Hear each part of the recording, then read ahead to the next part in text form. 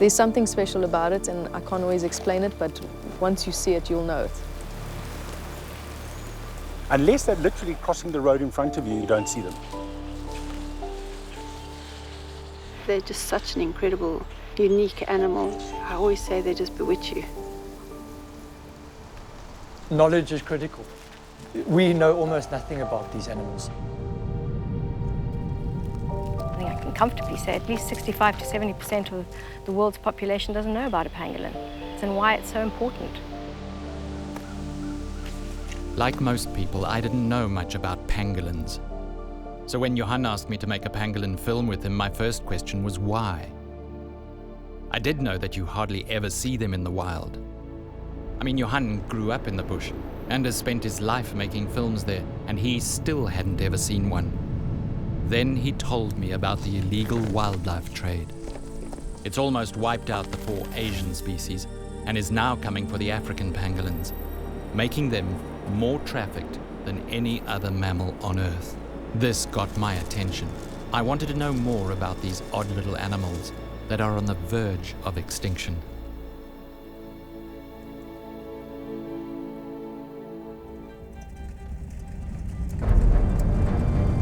Once we'd agreed to make the film, we decided to do something that had never been done before. Get all 4 species of African pangolin into one film. It would mean traveling from South Africa deep into some of Africa's remotest areas. But we began our search at home.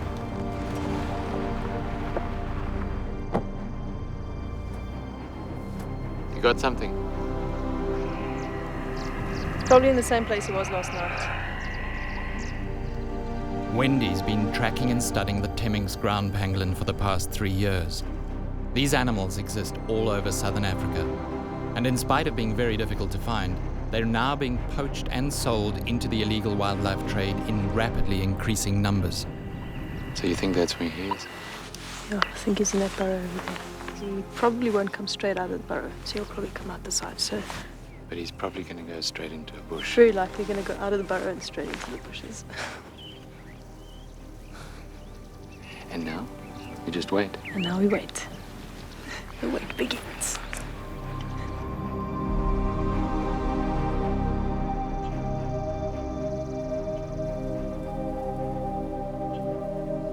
Waiting patiently.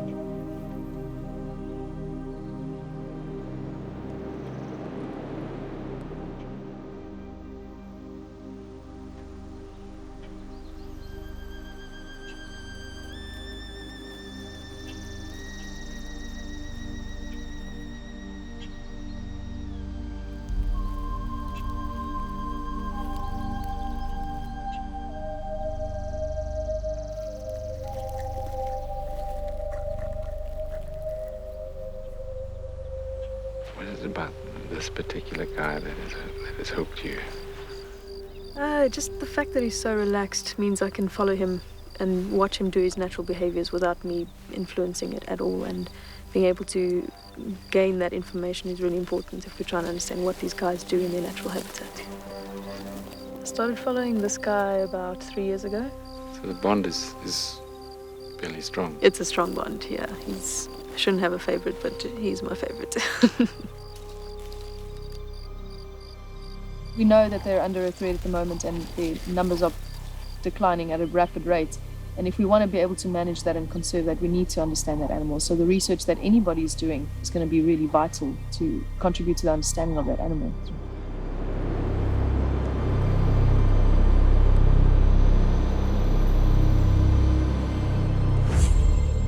The massive spike in the illegal wildlife trade in African pangolins in the last 2 years has made it essential to learn about this animal as quickly as possible, if we want to save it.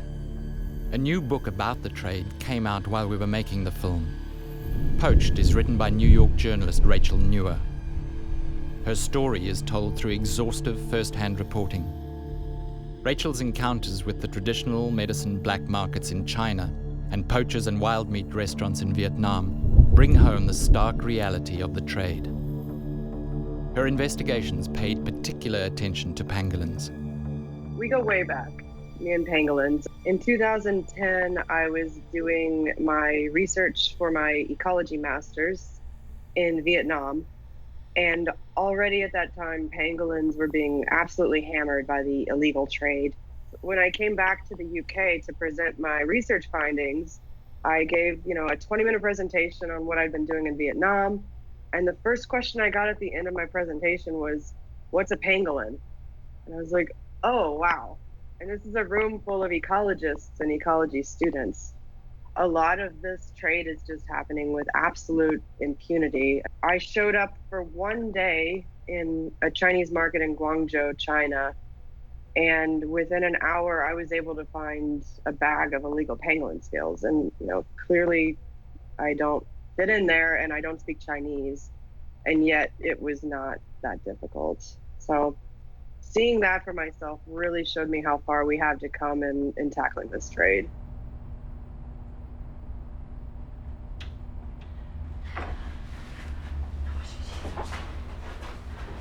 All wrapped up in his blankie. When pangolins in South Africa are recovered from the trade, they're rehabilitated by people like Nikki Wright, a specialist wildlife vet. She's also executive director of the African Pangolin Working Group, established in 2011. It's a dedicated team involved in education, rehabilitation, enforcement, and legislation around the conservation of pangolins and their habitat. Last year, there was 48 tons of African pangolin scales intercepted in Asia by their customs officials. 48 tons. You think each animal has maybe 70 scales on them. It's a lot of animals. They don't weigh much. Nikki was briefing anti-poaching unit trainees about a pangolin she was about to release back into the wild. The pangolin's name was Umkumboti, or Umi as she became known. She got her name because the poacher who'd captured her had kept her in a plastic drum filled with homemade beer called Umkumboti. 2 weeks probably is the minimum that they spend with us at the hospital. They're all compromised, so they've all been in captivity for a week or 10 days without any food. And she had traveled like that all the way from Mozambique. So we had to wash her and get her all cleaned up. But luckily she's okay. And so now she's desperate to get out. So we put her telemetry on her yesterday. So Rigan and his team are going to be tracking her, because it's all very well fixing animals and flinging them out, and it's a nice feeling, but you need to know what happens to them afterwards. She's foraging. Well, she's starting. She's looking for food. They've got an amazing sense of smell. I've walked behind a pangolin, and then suddenly it's stopped, and it's turned due left, and it's walked for 20 meters and started digging there. They can smell ants that far. It's amazing. She's absolutely fine to go. There's going to be no problem, hopefully.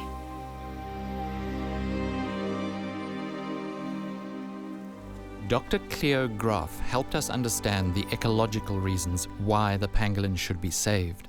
In ecological terms, a keystone species is something that has an impact greater than you would expect for its biomass in the system. Which brings me to pangolin and aardvark, both of which we know so little about. Through their feeding on ants and termites, and therefore potentially controlling their populations, they change the landscape. If you take something like a pangolin out of the system, we really don't know what impact that would have on ants and termites. Would they become super abundant? There was a very nice study done in Venezuela. They flooded a valley and formed these different sized islands. Some of the islands became completely denuded, stripped of everything, and others functioned normally. What they discovered that in the completely stripped islands, the leafcutter ants became completely superabundant and just stripped everything. And so without the anteaters that control those leafcutter ant populations, the entire system just fell apart. So we just don't know if we took pangolins out of a system, what the knock-on effects would be, but my guess would be huge.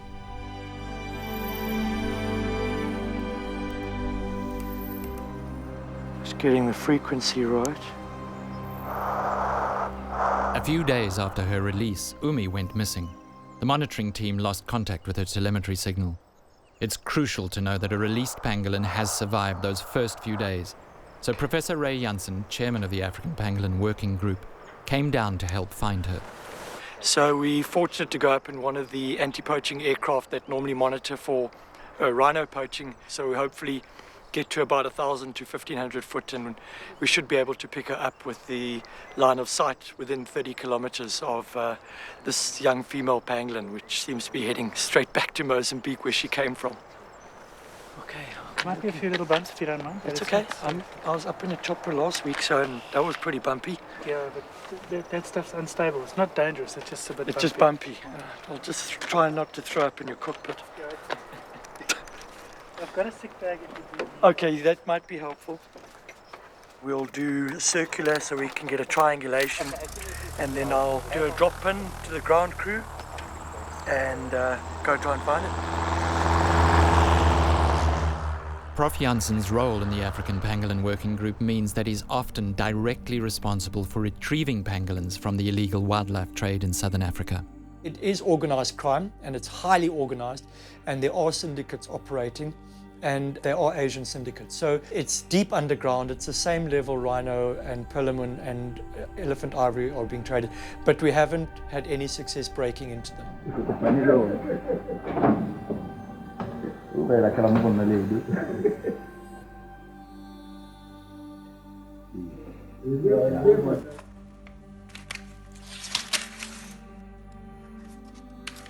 The 48 tons we seized last year leaving the African continent, and the 23 tons we seized this year so far leaving the African continent in terms of pangolin scales represents 8 to 10% of the actual trade. Thinking about it, pangolins are the perfect animals to traffic. Natural instinct to roll into a ball, tie a piece of wire around it, throw it on the back of the bucky. You don't need to worry about it, it's not going anywhere. Unfortunately, that mechanism of them wanting to protect themselves is one of their biggest downfalls. Andrew Jackson is head of an anti-poaching unit, focused mainly on rhinos. But he volunteered to help rehabilitate a young female pangolin whose mother died on an electric fence. Sadly, electric fences cause approximately 1,000 pangolin deaths in South Africa every year. So I had the privilege and the opportunity to raise an orphaned pangolin baby called Electra. When I received her, she was just on 1.9 kilos. At that age, she still needs a parental figure, a mother. So my job was a babysitter. I was her mom, in fact. I had to take her out twice a day, at least, for about 1.5 to 2 hours, and find nests for her to feed on, and just completely fell in love with her. She was the most amazing animal I've ever encountered. At the beginning, I would actually take her to her ant nest and put her down, and off you go, girl. And she would just move off. She wouldn't feed on those ants that I'd picked, and she would go find her own ants. And she became incredibly picky in what species of ant she was feeding on. At one stage, she only wanted to eat ant eggs, so I had to go and find ant eggs. And as you can imagine, it's not the easiest thing in the world to find ant nests, never mind just the nest, but then to actually find the ant chambers. Their ability to smell those ants and those eggs, like anything up to 30 centimeters underground, is just absolutely mind-blowing. I'm not a pangolin expert by any stretch of the imagination. And I was learning from her every second I spent with her. If she tasted something that really tasted ugly, her entire tongue would come out, and she's actually tied in a knot, and use her tongue to squeeze this taste off that she didn't like, and she would start frothing a little bit, and you would realize that there was something in the nest that she didn't like, and she would move off, and she would go to the next nest. Her personality was amazing. She was vibrant, she was full of go, and just so relaxed. She was so comfortable with people. And at one stage, I kind of thought we made a connection. We'd be walking around in the bush, and it's probably me just looking into it way too much. But she would follow me. She was associating me with getting food, and probably that's the reason. I thought that we had a unique connection. She was just an amazing, amazing creature. I really cherished every single second that I was with her. Yeah, it's a really sad story, and something sure that really gets to me. Unfortunately, she passed away. We're not sure why. We're surmising maybe that at that age they still are drinking milk. They still need that mother's milk that they're feeding on, and which we weren't giving her. We weren't able to give her. So she didn't slowly decline. It was an amazing thing. She just overnight just dropped. And this is how in tune you get to them. As I opened the box, I knew there was something wrong immediately. She was limp, lethargic, she was really cold. We raced through to meet a veterinarian, and they put her on a drip and put the saline into her and try to get her glucose levels up. And she kind of maintained for about a week, and then she just crashed and passed away. So although it's an incredibly sad event, we're learning so much just from her. You know, for future pangolins, she could be one that what we've learned from her could save pangolins in the future that are in the similar type of situation that get brought in, specifically from the trade now with pangolins. The mothers are being caught with babies, and these babies now we're learning how to be able to rehab them back to the wild, which is vitally important.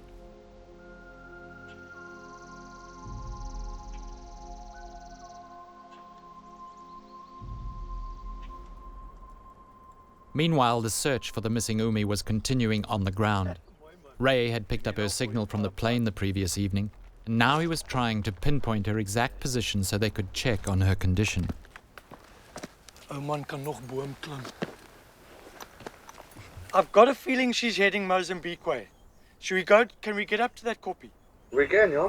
I've got a feeling she's heading, and she's been going northeast ever since. Let's try that, because the GPS was... They are struggling with that pin drop for about 5 minutes, so we had to turn the plane around. So there's the pin, and we are here. Okay. So that means we're gonna have to go on that road. Okay. Follow it to the left side. Okay. And then we're gonna end up right there by the pin. Okay, awesome. I got involved with the African Pangolin Working Group about 3-4 months ago. When there was a sting operation in the area between various law enforcement agencies regarding pangolin. I had the opportunity to work with a live pangolin. The first time ever.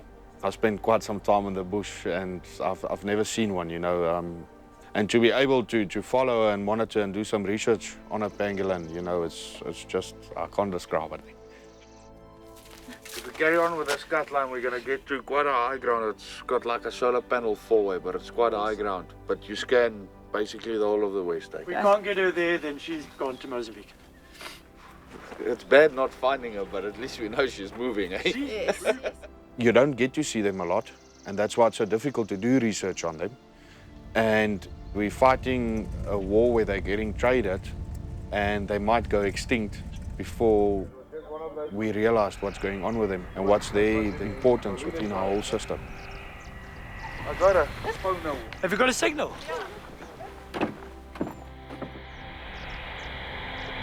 Yes, that's fine. Holy crap. I've got a faint. Yeah, I can hardly hear it. That very dense part of the kom as it comes round. I'm straight there.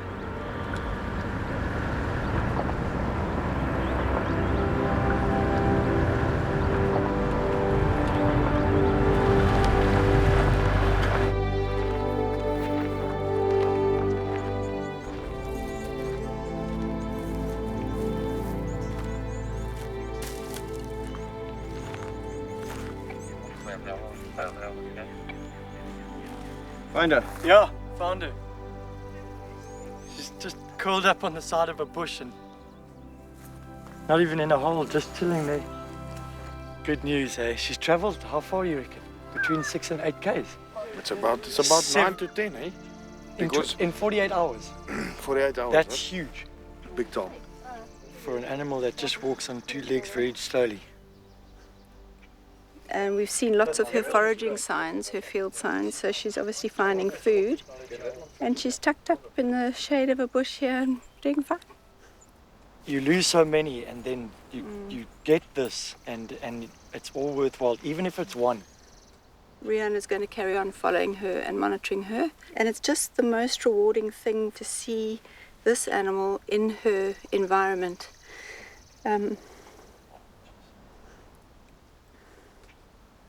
Sorry, I'm quite distracted. They go through the most horrific time. They're starving, they've been ripped out of their beautiful existence. and terrified at the hands of the poachers. They've been abused, they've been pushed and shoved and looked at and shouted over and haggled over, and eventually the lucky ones come through to us. So to see her here is very moving. And I'm just so grateful that we've had a part in making her better and getting her to where she needs to be so she can carry on.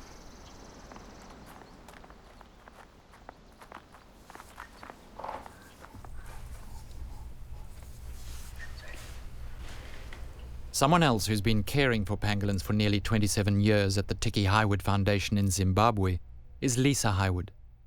She loves all types of wildlife, but pangolins have a special place in her heart. So October 1994, I received my first call from the authorities. They said that an animal had been confiscated and would I please go and recover the animal and then start the process of rehabilitation. And I had to drive about 2.5 hours to where the location was, and when I got there I was on the side of the road. I'd handed over a sack. Being given an animal in a sack, I don't know why, but that really had major ramifications at that moment for me. And then when I looked and I saw this one eye staring at me, my world stood still. Since that moment, the Tiki Highwood Foundation has grown to become a major influence in pangolin conservation all over Africa. People will say, oh, in Africa, forget it. You're never going to overcome that. It's just how it is. Well, I disagree with that. But what works in Canada or the UK may not actually work in Zimbabwe or in South Africa. Let's do what's right for Africa, because these are African problems. And therefore, we have to find African solutions. If we lose the pangolin, we lose the Earth's great gardeners. They are our caretakers, and for me, they are my essence.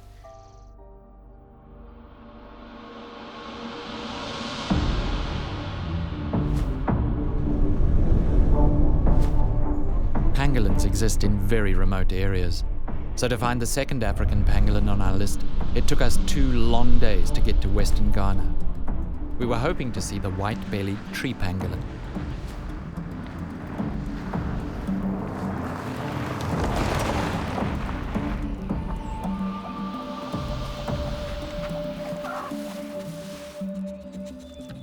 The study is also about knowing the ectoparasites of the white-bellied pangolin. So any pangolin that we release or tag, we take out the ectoparasite on his body. So for instance, this is the ectoparasite. So we determine the type of ectoparasite that are on these pangolins.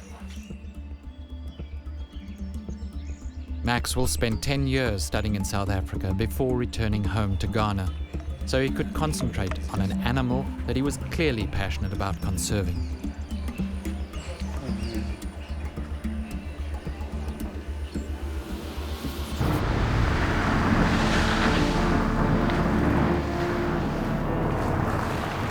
Maxwell's project requires that he establish pangolin numbers in Ghana. To do this, he needs access to the bushmeat trade.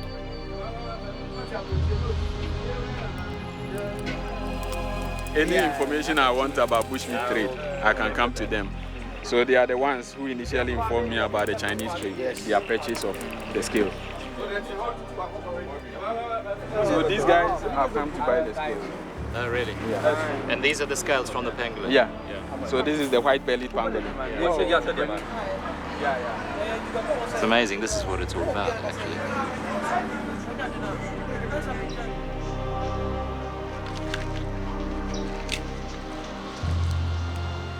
The bushmeat trade also provides him with an opportunity to gather DNA samples as he builds his database on the pangolin commodity chain.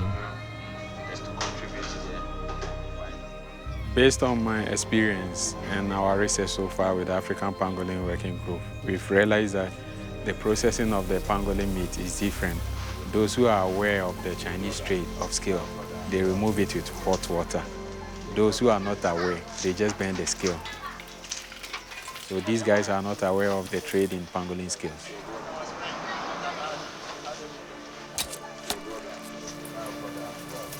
For many years, the traditional bushmeat trade has been sustainable. However, recent studies have begun to question this particularly in the light of the illegal trade in pangolins. The next day, we headed into the forest to release a pangolin that the guards had brought to Maxwell for his research. Basically, with my home range studies, the guards assist me in getting the pangolins to put a tag on. So what you do is you do a night patrol because they come out at night. That is when they feed. Plan is to release it near a log where there are some ants so that it'll remain in the area and hopefully begin to feed, and we can get some footage of our first wild pangolin in the forest. It still wants to be in the defensive position. So we are about to release it where it was caught.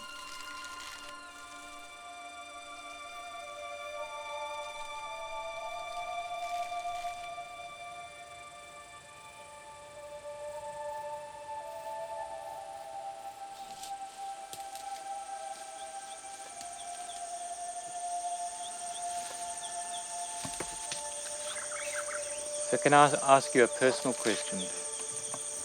Why are you doing it? Yeah, I'm doing it because I'm interested in what I do. And I like pangolin. I've become fascinated about the animal. That actually motivates me that there's a lot to study.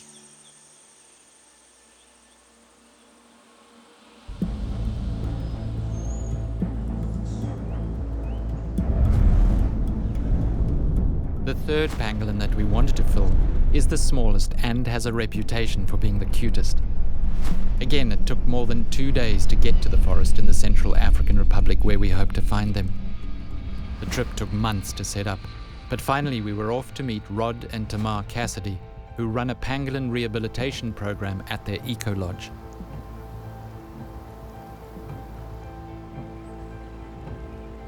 In 2003, I was due to come and do a recce here, and they had a coup d'etat.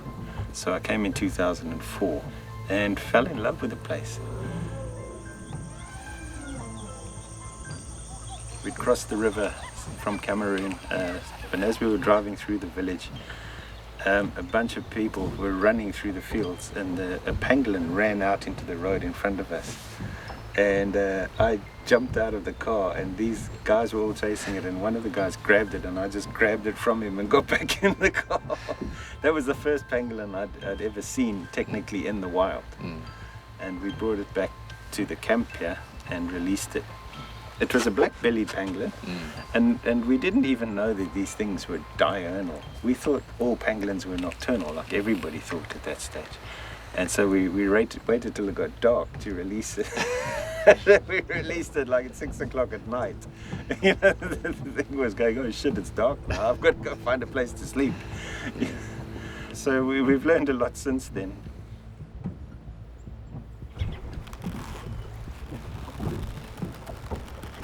Tracking pangolins with telemetry is not an option in the forest here, so Rod and Tamar have hit on a novel solution. They've trained teams of local Ba'aka tribesmen to monitor the black-bellied tree pangolins that have been rehabilitated and returned to the forest. The Ba'aka follow the pangolins from sunrise to sunset every day as they feed in the treetops high above.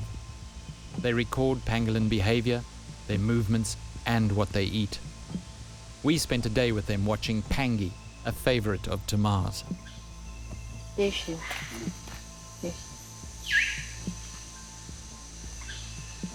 She's right at the top. I just saw the movement and that she's here. But that's what happens. They'll disappear in there for hours. You won't see them, you just know that they're eating.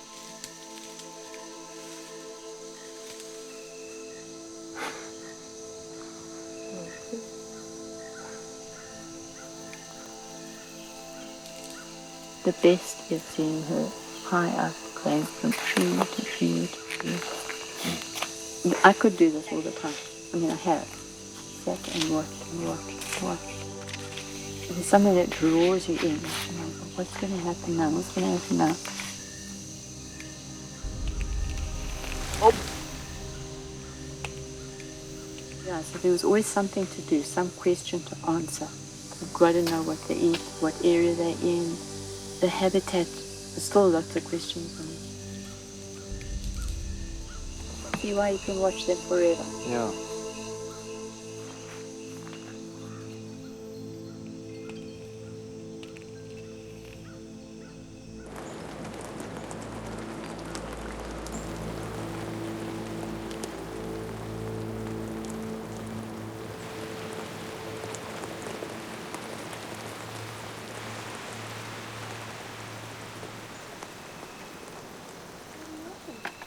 When the rain stopped, we met Maya, a Swiss researcher who is living at the lodge and running the Pangolin program that Rod and Tamar set up. Ndima was a rescued pangolin who'd been returned to the forest, but while being monitored, his team noticed that he didn't seem to be as strong as he should be. He started slipping off branches and coming down to the ground to sleep. So Maya and the Ba'aka have brought him in for observation and some feeding up. Neck. Yeah. And here, it's like that. The Ba'aka spend many hours harvesting ants from trees in the forest so that Ndima can put on weight as quickly as possible and return to the treetops. So what we're going to do is now he's going to walk with the pangolin and find some ant nest and just follow him. Yeah.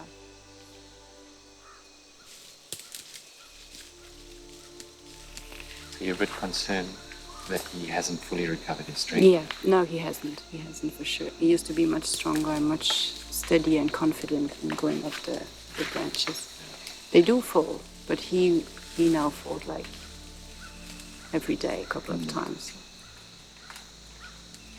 We're gonna watch him the whole day, and then at the end of the day, that's when the Ba'aka is gonna hopefully climb a little bit and take him carefully.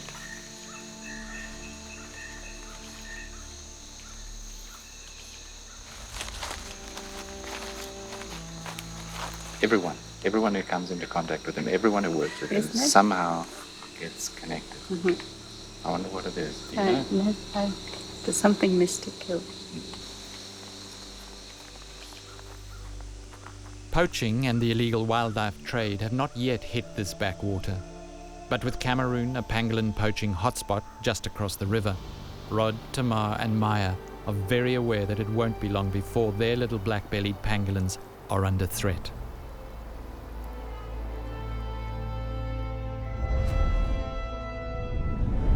The giant ground pangolin is notoriously shy and elusive. There are very few recorded sightings anywhere in Africa. Pangolin researchers have struggled for years to find them, and we'd given ourselves a week. Many people simply laughed out loud when we told them this. We hoped to get lucky.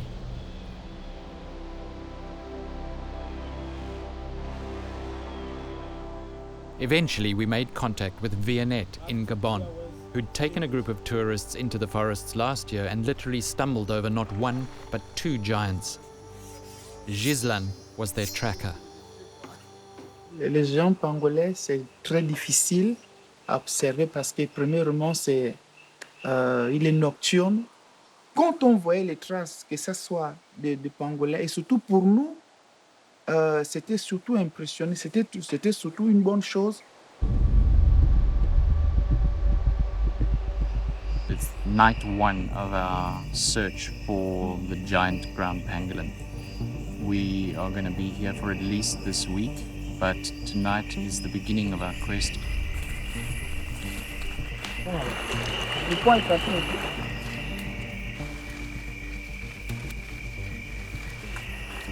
It's the pangolin. Yeah, it's the pangolin. Not fresh. So we've got tracks here of the pangolin, but apparently they're not fresh, so we're in the area, but not recent.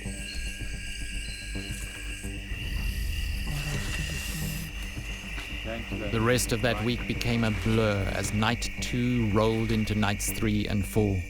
We hacked and hiked night after night. Or rather, it was Gislan who hacked and the rest of us hiked. We became disoriented by the claustrophobic feelings that the forest and the darkness and the lights and the cacophony of night sounds had on us. What kept us going night after night and through the long, hot, humid days in between were the signs that the giant was definitely there. This is clear indication that there has been a giant This guy is here. He's all around us. And we're going to find him.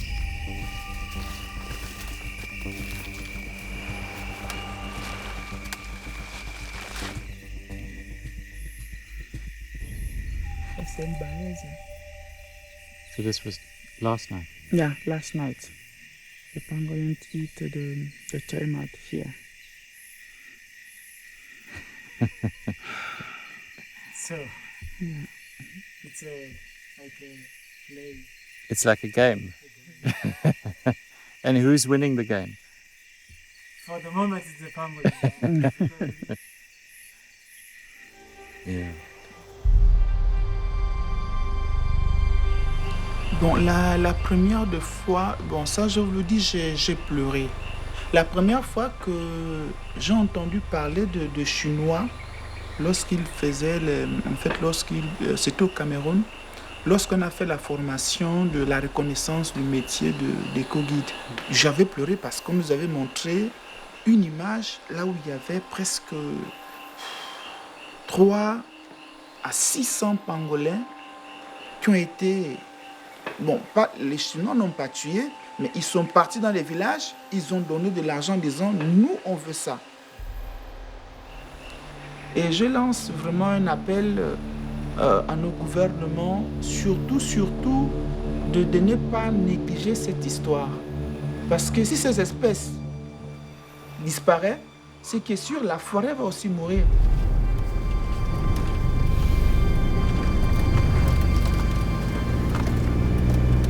It's night 5 in our search for the giant pangolin, and we've moved to a completely different area in the forest. One last roll of the dice, so to speak. And we're in a riverine area. Beautiful, beautiful location for giant pangolin, apparently. She's giving it his all, diving headfirst into everything that it looks like it might be a burrow.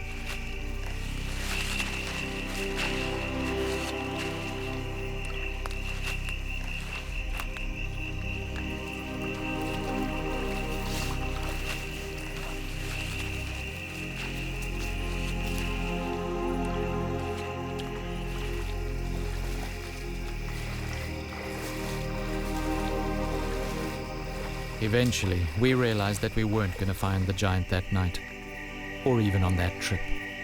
Very difficult. Yeah, very, very difficult. Yeah. But thank you for trying. Yeah. Maybe we didn't give ourselves enough time after all. But what would have been enough time?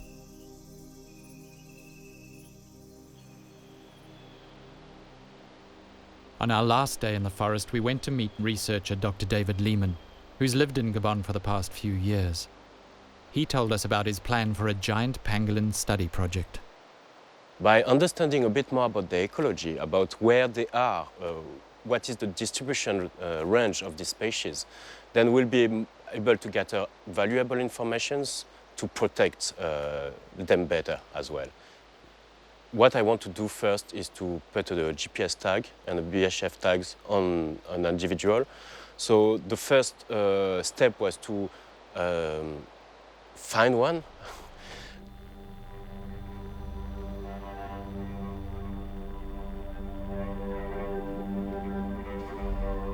So we set up a lot of camera trap, 42 actually, with a lot of video. We could identify one big male, and then we narrow it down to his home ranges, to his territory. And now we have 12 of his sleeping sites that are being monitored by camera trapping. This guy is huge. I think he's over 30 kilograms. We already have good indications about his spatial ecology, I would say. We also have nice behavior. Actually, he's got a female now with him. So I think there is a bit of shaky going on, which is great for the species. If successful, David Lehman's project to study the giant will be one of the first of its kind. And even though we didn't find one, it felt good to get this close. Maybe next time. Hopefully there'll be a next time.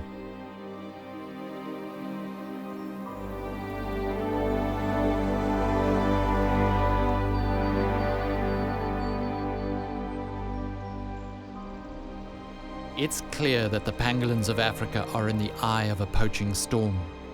There's no doubt that they're in serious trouble. No one knows exactly how serious, but the signs are not good. They've been around for over 80 million years, but it looks as if they could disappear in our lifetime. And we've done that. Us. People. But it's also people who've inspired us throughout the making of this film. It's through them that we've come to know a little bit more about the pangolins of Africa. And it's people who can save them. So we might be sitting here right now and talking about pangolin, but what we are facing is far greater than that. We have to get involved. Everybody's responsible. Humankind is responsible. I mean, Mother Nature is struggling. She's shouting. We're just not listening. Is there hope? You know, the business of conservation has to be run by optimists, because if you're a pessimist, you're going to commit suicide. You have to be optimistic, tenacious and optimistic. So yes, I think there's hope, but I'm an optimist.